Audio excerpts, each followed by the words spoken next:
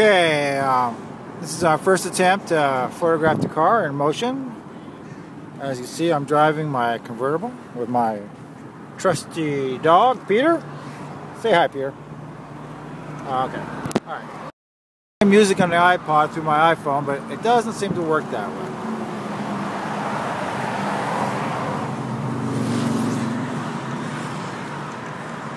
But obviously, it's convertible. And I'm probably going to spice a movie together. But first I gotta do some footage. This is what it looks like in the back. And here's a front view. And as you can see, or hear works. Well, I don't know if you can hear it or not, but here works. That's how the heater works. These are your windshield wipers. They're nice, they work. Alright, these are my gauges. Now it's 141,000. I actually been selling this now on Craigslist for 2 months, I think.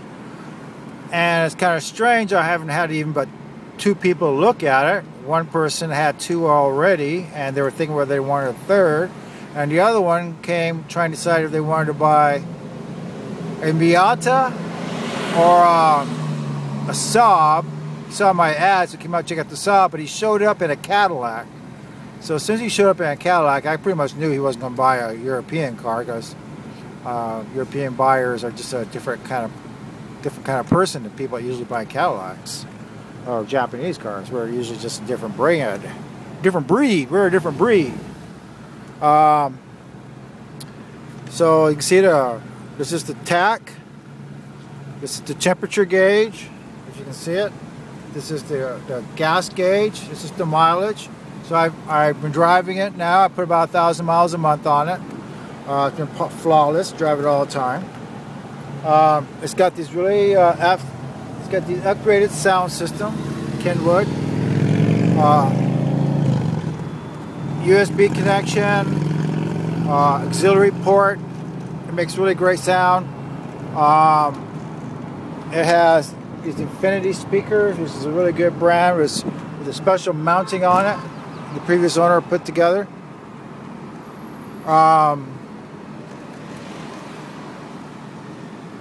Okay, I'm going to call it quits for now, get something to eat, and I'll show you how the top works and give you an external exposure to the car. And I'll also make sure to put it on the freeway so you can see it goes down the freeway just fine. Okay. Now I brought it to a beautiful setting. I think a jewel should be shown in a beautiful setting, otherwise it tends to get lost among all the garbage. That's my dog over there, who I hopefully won't go too far. This is the outside. As you can see, beautiful paint.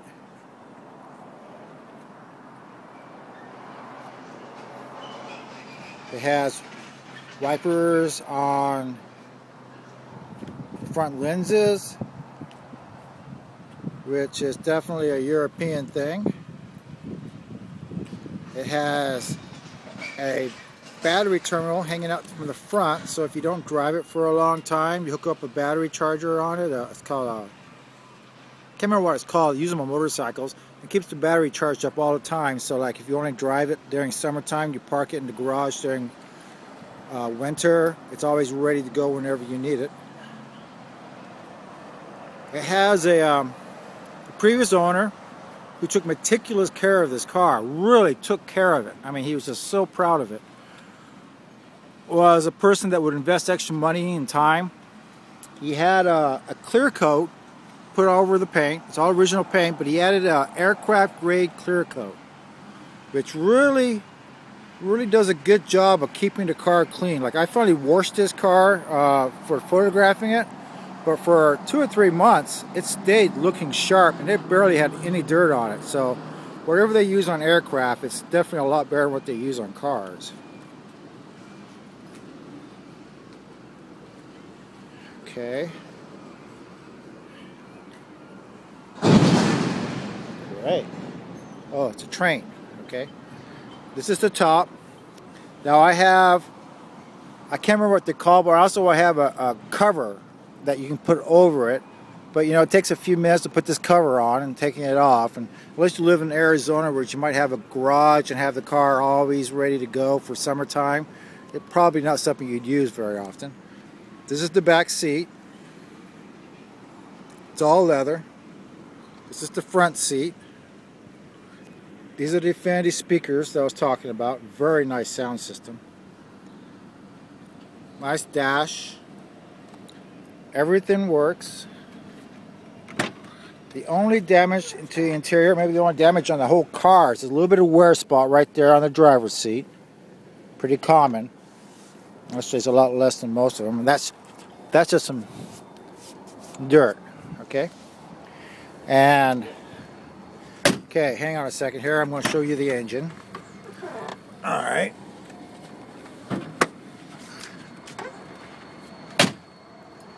These engine hoods open up from the front.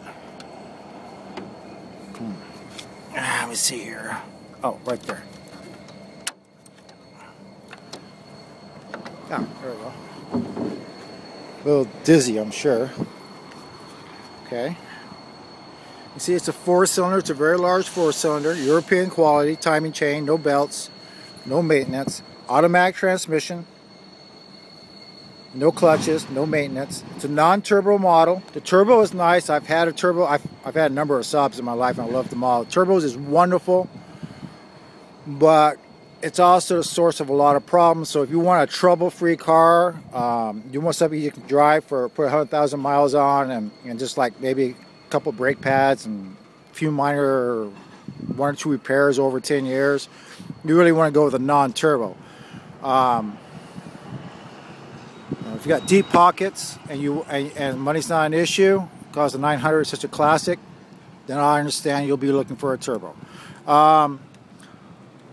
You see, this would also be a wonderful car, I would think personally, if you're not like me who appreciate quality cars at a very affordable price.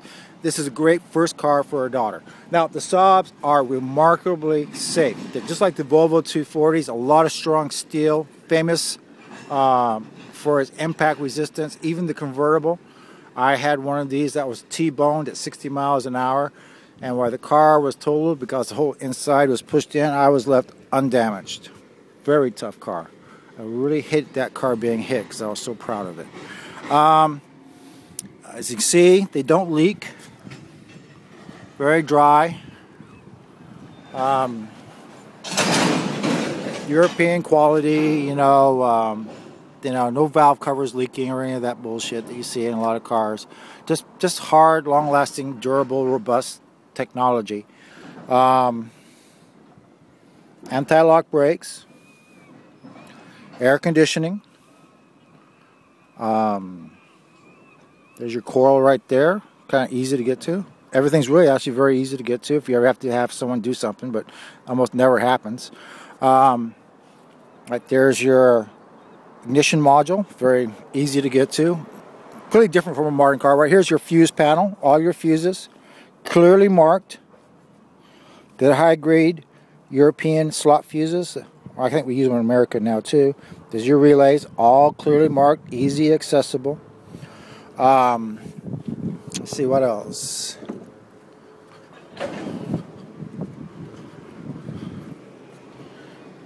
A few more of the relays.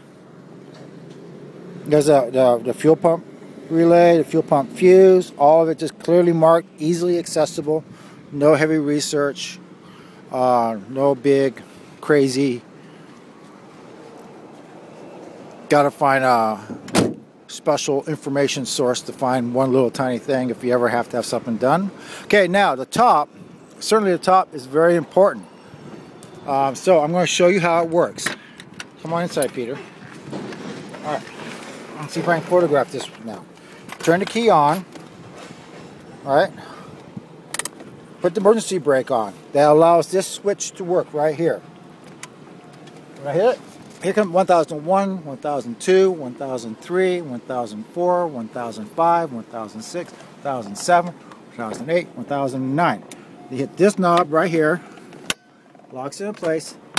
Okay, takes about 10 seconds to put the top up. So if you're at a intersection and all of a sudden you want to put the top up because it's starting to breeze, all you got to do, if you got 10 seconds, you put the top up, you lock it in place. To open it up again, you just unpop this, push up just a little bit, hit this other button, 1001, 1002, 1003, 1004, 1005, 1006, 1007, 1008, 1009. About 10 seconds.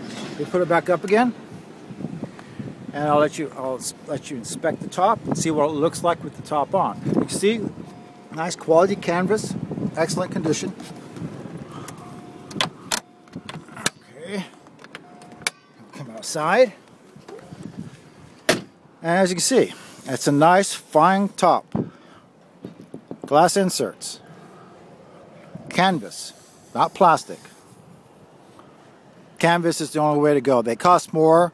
You can get replacement tops. Some people will get cheap, you know, if you ever need a replacement top for a car, and usually they'll buy the cheap $400, $500 replacement ones, and you know, they're good for about 5-7 years, but it's the canvas ones that last 20-30 years, and that's what this is.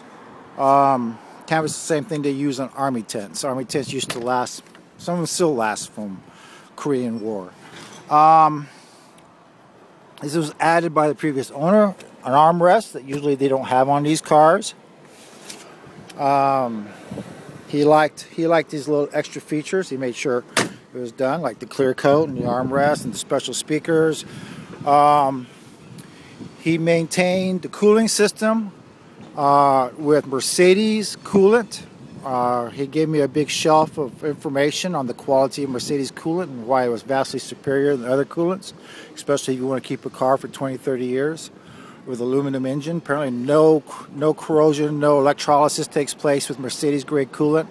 With other products, a little, you know, you just can't keep one trouble free for 20, 30, 40 years. Mercedes is definitely the way to go if you want to keep her. And you see we got the really nice aero rims, which is very easy to clean, very good looking. I really always like the aero rims. They're very hard to find on Saabs.